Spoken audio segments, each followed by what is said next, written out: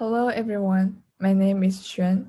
I'd like to present our work on designing user-defined above-the-neck gestures for people with upper body motor impairments. This work was done with my advisor Professor Mingming and Dr. Teng. There are over 1 billion disabled people in the world, with over 75 million of them being physically disabled. Our study focused mostly on those with motor impairments. Some common problems that cause motor impairments include limb loss or injury, cerebral palsy, spinal cord injury, and others, which cause people with motor impairments to have shaky hands, no sensation of their hands, difficulty in speaking, use wheelchairs, or be unable to use their hands. Recently, Fan et al. Proposed 9 eyelid gestures for people with motor impairments to interact with mobile devices without touch. Although these gestures were designed to follow principles, they were nonetheless designed by researchers who do not have motor impairments. Thus, it remains an open question what gestures people with motor impairments would want to design and use for themselves to interact with mobile phones. We conducted a user study with 17 participants who have motor impairments. 26 commands were chosen from the official iOS and Android websites, as well as from some recent works for smartphone interactions. We classified these commands into 3 categories based on their commonalities. Group 1 contained 12 general commands, such as single tap, double tap, and flick, while Group 2 contained 10 app-related commands, such as open the app, move to the next target app, and Group 3 contained 4 physical button-related commands, such as turning up and down the volume and taking a screenshot. Here are the video clips we used to demonstrate each command task. The first one is zoom in. In the next container,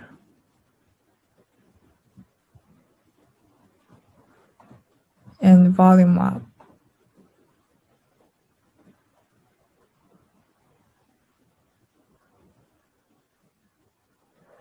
The participants saw a video representation of each command before creating a gesture for it. They were free to design the gestures using any upper neck body component. After all participants designed gestures for the 26 commands, we found the gestures could be broken down into 7 categories. There are only eyes, only head, only mouth, eyes and head, eyes and mouth, head and mouth, and eyes and head and mouth. We also faced the problem of gesture conflict. For example, turning head to the left and looking left was a gesture that had the same number of people performed to the command drag and swipe left. Drag was a single command, and swipe left was a paired command with swipe right. We would prioritize the gesture to the paired ones. This is the sketch of our final gesture set. Each command was given at least one corresponding gesture that was designed by the participants. For example, zoom in was matched with wide open eyes, and zoom out was matched with squint eyes. Raising head and looking upward was assigned to scroll up, and lowering head and looking downward was assigned to scroll down. There was also a strong symmetry in the gesture design. After creating the user-defined gesture set, we wondered which of the user-defined gestures were more appropriate for the users who would use the gestures to interact with smartphones. Not only people with motor impairments are likely to use these gestures, but also anyone who would encounter conditionally motor impairments, such as hand occupied when taking the bus or holding stuffs. Following that, we performed a survey study with 24 participants, including 10 people with motor impairments and 14 non-disabled people. We asked them to choose the most appropriate gesture for the same 26 commands as previously. For each command question, we gave them 3 gesture options that were selected from the gestures that were gathered in the last user study, or they can develop a new gesture. The findings revealed that participants with and without motor impairments had a high level of agreement on gesture choices. Participants without motor impairments still mostly preferred one of the 3 gestures designed by people with motor impairments than proposing other gestures.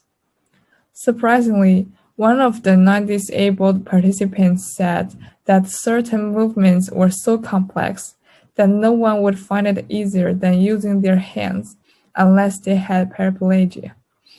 It would be interesting to learn what other non-disabled individuals think about the upper neck gesture interaction in the future.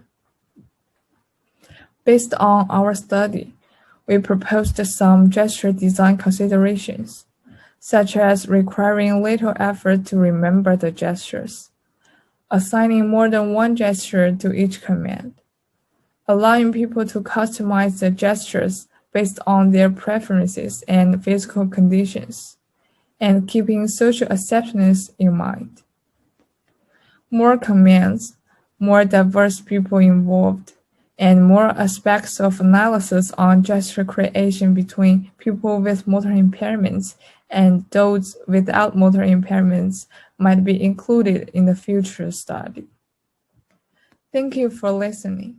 For more information, please refer to our paper.